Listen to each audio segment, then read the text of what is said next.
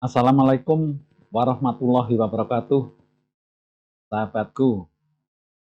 Kali ini saya membuat video dengan topik di dunia ini tidak ada kebebasan yang mutlak, yaitu satu perenungan untuk kita bersikap hati-hati. Sekali lagi judulnya, di dunia ini tidak ada kebebasan mutlak. Baik, saya akan mulai dengan pembahasan, tetapi sebelum saya masuk ke materi pokok, saya pada malam hari ini atau kali ini mau membacakan dulu kalimat-kalimat bijak yang saya buat. Mudah-mudahan kalimat bijak ini bisa memberikan inspirasi kepada kita untuk kita menjalani kehidupan yang lebih baik. Baik, yang pertama, kalimat bijaknya adalah, jika Anda pernah terjatuh, ya, bersyukurlah karena Anda pernah melangkah. Banyak orang tidak berani melangkah karena takut jatuh. Jadi kalau kita ini pernah jatuh, pernah terpuruk, itu kita patut bersyukur karena ternyata kita sudah pernah membuat langkah, kita pernah berani melangkah, ya. Karena banyak orang tidak berani melangkah karena takut jatuh. Baik, yang kedua kalimat bijaknya, perintah dan teguran akan efektif jika disampaikan dengan cara yang santun. Ya, ini khususnya untuk para pemimpin, para manajer, ya, bahwa perintah dan teguran itu akan efektif jika disampaikan dengan cara yang santun. Jadi walaupun kita punya jabatan, kita punya kekuasaan, ya, tapi akan lebih baik, ya, akan lebih efektif, ya, kalau kita menyampaikan perintah atau teguran itu tetap dengan cara yang santun, dengan cara yang baik, sehingga orang atau bawahan yang kita beri perintah atau kita beri teguran itu bisa menerima dengan senang hati. Baik, kita ke kalimat yang ketiga, kalimat bijak yang ketiga. Bersabar itu bila kita mampu membatalkan tindakan yang menyebabkan penyesalan. Sabar itu artinya manakala kita ini mampu membatalkan tindakan yang menyebabkan kita nanti akan menyesal. Banyak orang yang tidak sabar setelah melakukan sesuatu ternyata dia akan menyesal. Nah, yang namanya sabar itu mampu membatalkan tindakan yang akan menyebabkan kita ini, ya, begitu. Kemudian yang keempat kalimat bijaknya, tugas berat dari seorang pemimpin adalah mengendalikan dirinya sendiri. Jadi, masalah yang atau tugas yang paling berat yang harus dilakukan oleh seorang pemimpin bukan mengatasi atau bukan mengatur anak buahnya. Yang paling banyak ini justru malah bagaimana, ya, mengatur dirinya sendiri atau mengendalikan dirinya sendiri. Karena justru, ya, yang sering terjadi, yang sering banyak terjadi itu justru masalahnya itu karena seorang pemimpin itu tidak bisa mengendalikan diri sendiri. Ya, itu yang keempat. Yang kelima, kata bijaknya, penyakit lupa yang membahayakan adalah lupa bercermin diri karena sibuk berprasangka buruk pada orang. Jadi penyakit lupa yang paling membahayakan kalau kita ini lupa bercermin diri, lupa berintrospeksi, lupa mawas diri. Karena apa? Karena kita ternyata terlalu sibuk, ya, mencari-cari kesalahan orang lain, kemudian berprasangka buruk kepada orang lain, sehingga waktu kita habis, ya, sehingga kita tidak ada waktu untuk introspeksi diri atau untuk mawas diri. Itu yang ke Nah, yang keenam sekarang, orang yang pintar, yang merugi, orang pintar yang merugi adalah mereka yang menguasai canggihnya teknologi, tetapi digunakan untuk kegiatan yang tidak. Ini luar biasa. Ya, jadi orang pintar itu rugi kalau ternyata kemampuannya itu untuk melakukan sesuatu kegiatan yang tidak baik atau menyimpang. Dan yang perlu diingat lagi, bahwa orang yang pintar itu kalau sampai melakukan sesuatu penyimpangan, sesuatu yang tidak baik, maka daya rusaknya itu jauh lebih besar daripada orang yang orang pintar itu luar biasa kalau melakukan sesuatu penyimpangan, efeknya luar biasa. Ya. Kalau kerugiannya juga sangat besar karena mereka menguasai teknologi. Kemudian yang terakhir, bencana besar bagi kita jika kita sudah tidak ada rasa sesal saat kita melakukan perbuatan yang menyakiti dan merugikan orang lain. Ini. Jadi bencana besar bagi kita kalau kita ini sudah tidak mempunyai rasa sesal, tidak menyesal saat kita melakukan satu kegiatan atau satu perbuatan yang merugikan orang lain dan menyakiti orang lain.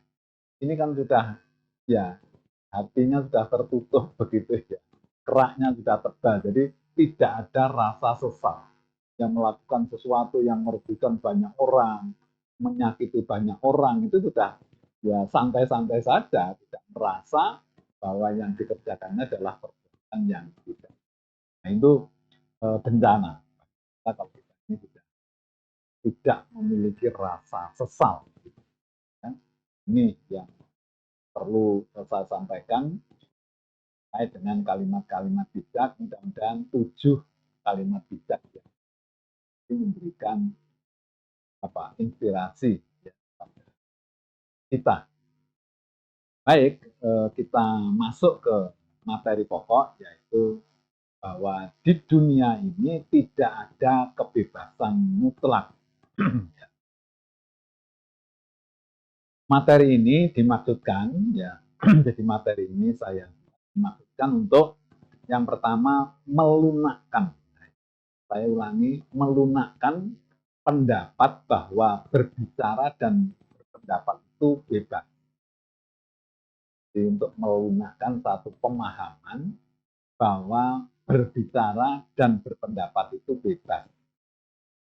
Kemudian yang kedua maksudnya mengembalikan azab, etika, tata krama, dan sopan santun.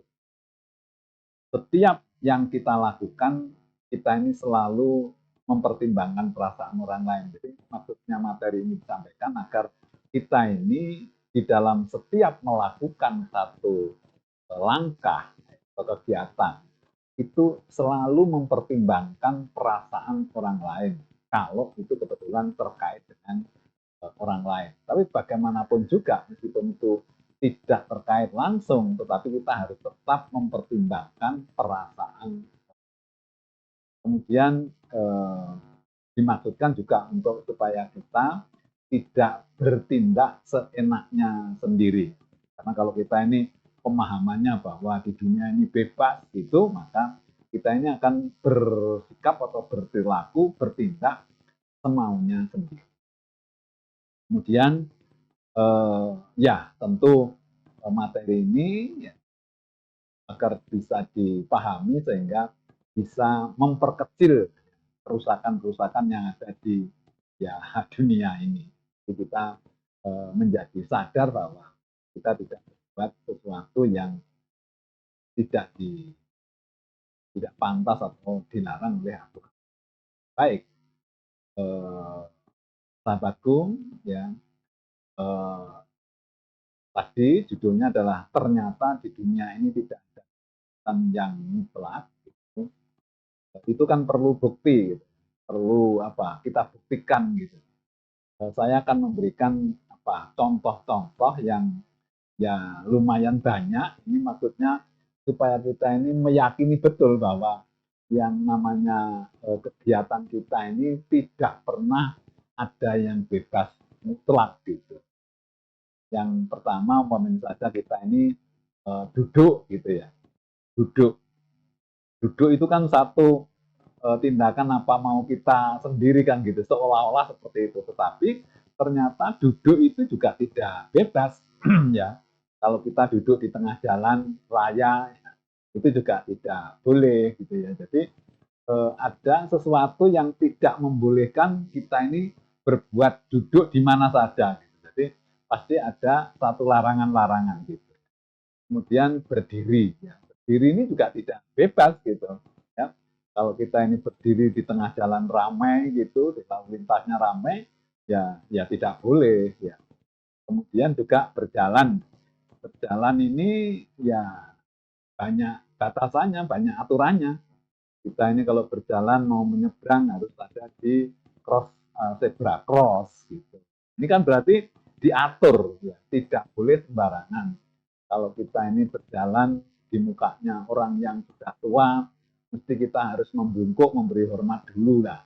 Ini ada aturan-aturan untuk berjalan. Jadi tidak semaunya kita sendiri. Nah, kemudian melihat. Melihat ini kan kelihatannya juga bebas loh, sama mata kita sendiri melihat yang ini. Tapi tetap aja juga melihat ini tidak bebas karena kalau kita ini umpamanya saja ada pas ya orang mohon maaf ini ya contoh yang ekstrim gitu ya ada di halte atau apa kemudian ada orang perempuan membawa gendong bayi kecil kemudian memberikan minum sama bayinya gitu terus kemudian kita ini melihat mendekat melihat ininya ibunya nah itu ya mesti tidak boleh ya orang marah gitu atau mungkin kalau ada orang yang menggunakan pakaian agak terbuka kemudian kita mendekat melihat gitu ya jelas tidak boleh. Nah artinya bahwa melihat itu tidak bebas, mendengar itu juga tidak bebas gitu ya. Mendengarkan sesuatu yang sebetulnya tidak boleh, umpamanya saja ada orang dua orang ngomong-ngomong yang kelihatannya serius terus kemudian kita mendekat mendengarkan ya kalau tidak ada urusan ya pasti orangnya marah gitu. Nah, jadi mendengar pun juga tidak bebas. Kemudian juga bernapas. Bernapas ini kan seolah-olah kita bebas gitu ya. Ternyata juga tidak bebas gitu. Ya, jadi kalau kita ini umpamanya saja bernapas setengah senti ya di sebelahnya pipinya perempuan yang bukan muhrimnya ya pasti ya tidak boleh gitu. Meskipun itu hanya bernapas, tapi kalau dekat-dekat dengan pipinya orang ya nggak boleh. Kemudian juga mencium, apalagi mencium. Ya ini kalau kita mencium minyak wangi terus mencoba itu ya mungkin boleh, tetapi ada juga yang tidak boleh gitu. Jadi dibatasi, nggak boleh mencium itu semaunya sendiri. Kalau itu istrinya tetangga yang nggak boleh dicium. Nah ini menandakan bahwa mencium pun tidak bebas. Nah coba bayangkan kalau melihat, mendengar, bernapas, mencium tidak bebas. Apalagi yang namanya ya bicara itu ya jelas banyak aturannya. Jangan sampai pembicaraan kita atau bicara kita ini menyakiti orang lain, kemudian membuat kegaduhan dan lain sebagainya. Ya, apalagi kita kalau seorang pemimpin itu bicaranya memang harus hati-hati karena apa? Setiap kalimat itu mengandung apa? Resiko yang besar gitu. Jadi harus hati-hati. Jadi berbicara itu juga tidak bebas. Berpikir juga tidak bebas karena kalau kita berpikir yang ngeres-ngeres itu juga tidak boleh. Berangan-angan juga tidak bebas karena kalau dengan sesuatu yang nanti merugikan orang lain kemudian juga untuk saya itu tidak boleh secara agama ataupun secara moral. Kemudian juga berpendapat. Nah ini yang seringkali orang itu pemahamannya bahwa berbicara dan berpendapat itu bebas. Ya saya kepengen tahu bebasnya di mana gitu. Nggak bebas, malah berpendapat itu sesuatu yang harus diatur gitu. Dan itu secara moral juga banyak hal-hal yang memang tidak boleh dilakukan. Kalau kita katakanlah berpendapat kepada seseorang ya atau atasan kita, kemudian kita ngomong seenaknya karena ini berpendapat bebas, ya mesti tidak boleh. Atau mungkin kita berpendapat tentang kebijakan-kebijakan dari atasan, katakanlah itu di suatu perusahaan, ya bosnya memberikan satu nasihat, memberikan pemaparan, terus kemudian kita berpendapat bahwa itu tidak betul semua, Pak, itu ya nggak boleh. Artinya kita berpendapat itu terbatas ya, artinya tidak bebas. Apalagi kalau kita berpendapat tentang kebijakan-kebijakan itu kita memang harus dipelajari dulu, maksud saya gitu.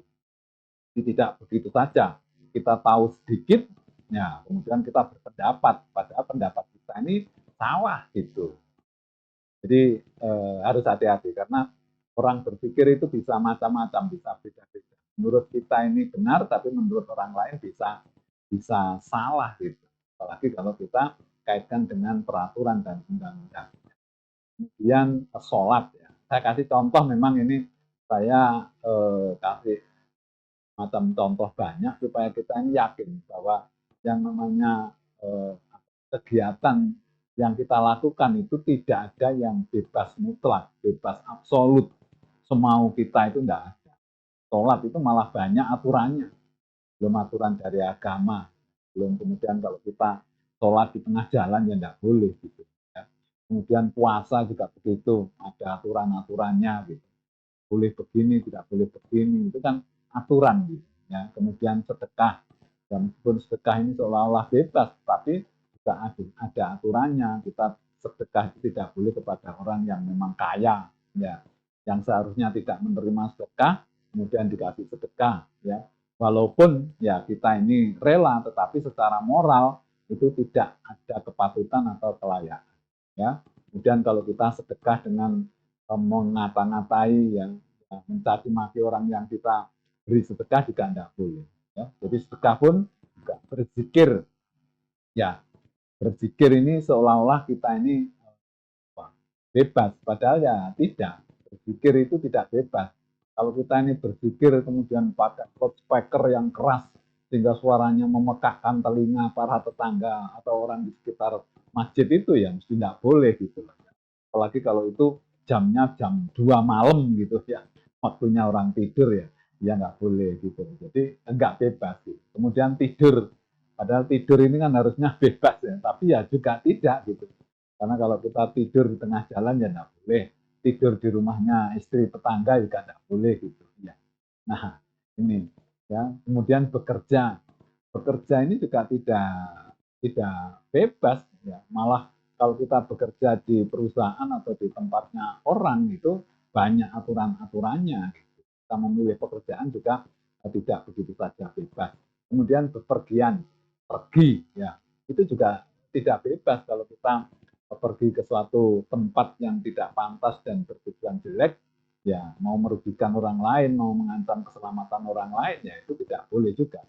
Kemudian silaturahim, ya silaturahim kalau ada tujuan-tujuan yang tidak baik ya tentu ini juga dilarang. Kemudian mengajar sebagai guru, ya kita ini seolah-olah mengajar itu kan bebas, tidak, malah justru mengajar ini aturannya banyak. Kalau kita mengajari sesuatu yang tidak baik ya tentu tidak boleh gitu. Kemudian memimpin, nah ini apalagi ini memimpin. Memimpin ini sesuatu yang ya banyak aturan-aturannya gitu. Jadi kita nggak bisa semaunya, walaupun kita ini seorang yang berkuasa, yang memiliki jabatan ya, tetapi di dalam memimpin kita ada koridor-koridornya gitu. Jadi tidak bebas, tidak semaunya. Kemudian bersalaman ya, itu juga tidak bebas. Kalau kita bersalaman dengan seorang wanita kemudian kita pegang erat-erat terus kemudian kita cium-cium tangannya juga tidak boleh. Ya, berdagang, kalau kita berdagang sesuatu yang dilarang juga tidak boleh. Kita ngemplang orang lain juga. Kemudian bertani, ya itu juga tidak bebas, karena kalau kita menanam tanaman yang dilarang, katakanlah menanam ganja dan lain-lainnya juga tidak. Kemudian memilih, ya, memilih itu kan bebas, kita juga tidak. Jadi, kita di dalam memilih kegiatan, di dalam memilih pekerjaan, dalam memilih jodoh, Ya, dalam memilih agama itu banyak ketentuan-ketentuannya. Apalagi kalau kita memilih pemimpin ya tentu ada kriteria-kriterianya. Itu tidak begitu saja kita. Nah ini tadi adalah contoh-contoh bahwa yang namanya eh, di dunia ini tidak ada kebebasan yang mutlak. Ya coba kita cari di apa yang kita lakukan yang tidak kan tidak ada aturannya apa tertulis maupun tidak yang melarang, tidak ada yang keberatan, tidak ada yang tersinggung, tidak ada yang marah. Ya. Tentu ya tidak pernah kita temukan. Jadi pasti ada sesuatu yang membatasinya, sesuatu yang melarangnya, tidak bebas. Kemudian sekarang itu pertanyaannya, bagaimana dengan pernyataan bahwa berpendapat itu dijamin kebebasannya oleh undang-undang? Ini sesuatu yang memang apa menjadi tujuan utama tadi itu yang pertama tadi kan saya bilang apa maksud materi ini adalah untuk melunakkan satu pemahaman ya bahwa berbicara dan berpendapat itu adalah bebas. Nah, tentu ya nyatanya tidak bebas tadi kita bahas ya bahwa pendapat itu juga nah, bisa saja kalau kita ini bebas berpendapat bisa saja kita berpendapat untuk menyakiti orang lain kemudian kita berpendapat yang pantas dan lain sebagainya ya itu dan kemudian kalau kita ini ngomong kebebasan yang dibebaskan oleh undang-undang nah, berarti undang-undang sendiri itu kan pasti ada sesuatu yang membatasi jadi tidak apa bebas mutlak gitu. Jadi pasti ada aturan-aturannya, ada sesuatu yang membatasi supaya kita ini berpendapat tidak menyakiti orang, tidak yang sifatnya memberikan penghinaan dan lain-lain. Ya, kenyataannya menyampaikan pendapat, kemudian berbicara dan berekspresi itu tetap diatur oleh undang-undang. Tidak ada yang bebas setelah ya, ternyata di dunia ini penuh dengan aturan-aturan. Ya, contohnya saja aturan agama. Nah, ini malah kalau kita ini orang Islam ini wah, aturannya itu Al-Quran sama hadis-hadis itu wah, luar biasa. Jadi, setiap langkah itu diatur, bahkan masuk rumah itu ada aturannya, keluar rumah ada aturannya, makan ada aturannya, minum ada aturannya, kemudian masuk ke kamar mandi ada semua diatur oleh agama. Kemudian masih ditambah dengan aturan-aturan negara, ya, undang-undang peraturan ya, dari pemerintah itu luar biasa banyaknya itu setiap bidang setiap apa kegiatan itu pasti ada aturan dan undang-undang. Kemudian juga masih ada juga aturan adat dan daerah yang harus dipatuhi. Kemudian ada aturan etika, nilai-nilai tata krama dan sopan santun. Jadi banyak sekali gitu. Kemudian aturan secara moral ya. Secara moral itu nggak pantas atau nggak boleh dilakukan. Juga ada aturan kepatutan dan kelayakan. Apakah yang kita lakukan ini patut atau layak dilihat dari pikiran normal gitu ya. Kemudian aturan kebiasaan yang tidak tertulis ya. Meskipun itu tidak tertulis, tapi ada satu kebiasaan-kebiasaan yang harus kita patuhi. Namanya di dalam masyarakat, daerah, di RT, di RW itu biasanya ada aturan-aturan kebiasaan yang tidak tertulis yang harus kita patuhi. Jadi ternyata di dunia ini penuh dengan aturan. Mengapa harus ada aturan? Mengapa harus ada aturan? Karena yang pertama, kodrat manusia itu cenderung untuk menyimpang. Manusia itu cenderung untuk menyimpang. Kemudian agar manusia tahu batas dalam bersikap dan berperilaku. Ya, agar kehidupan ini teratur. Kemudian meminimalisir terjadinya tindak kejahatan. Kenapa harus ada aturan? Karena rasa manfaat. Kemudian mengapa pemahaman bahwa tidak ada kebebasan mutlak ini sangat penting gitu. Jadi maksud saya kita ini memahami bahwa tidak ada kebebasan mutlak itu penting karena apa? Ya, karena eh, eh, yang pertama adalah agar kita berpikir sebelum bertindak. Nah, kenapa memahami ini supaya selalu berpikir sebelum bertindak. Ya, intinya kita ini harus hati-hati. Kemudian agar kita tidak mudah melakukan tindakan dengan dalih kebebasan. Kemudian agar kita hati-hati berbuat sesuatu agar tidak merugikan dan menyakiti orang lain. Kemudian agar kita tidak selalu membenarkan diri sendiri. Ya. Kemudian memberi pemahaman agar kita ini senantiasa mematuhi aturan-aturan. Kemudian agar kita menjalani hidup ini sesuai dengan tujuan Allah menciptakan manusia. Jadi, adanya aturan-aturan ya itu supaya apa? Supaya kita ini menjalani hidup ini sesuai dengan tujuan Allah menciptakan manusia itu apa? Ya, tujuan Allah menciptakan manusia adalah tidak diciptakan jin dan manusia, kata Allah seperti itu. Jadi, apa? Supaya kita ini menjalani hidup sesuai dengan tujuan dari Allah. Nah, kesimpulannya ya kesimpulannya pendek saja ya. Hidup ini hakikatnya dibelenggu dalam tanda kutip oleh aturan-aturan ya dan kita ini harus patuh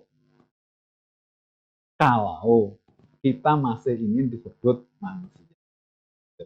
Jadi hidup ini hakikatnya dibelenggu oleh aturan-aturan dan harus kita patuhi kalau kita masih ingin disebut sebagai manusia. Karena di luar manusia itu memang mungkin bebas gitu ya. Tapi kalau namanya manusia, ya tidak ada. Demikian sahabatku, mudah-mudahan ya uraian singkat ini memberikan manfaat. Tapi saya bermaksud bahwa ini yang mengingatkan kepada kita sekalian supaya kita dalam sikap ini hati-hati. Demikian saya akhiri. Wassalamualaikum warahmatullahi wabarakatuh.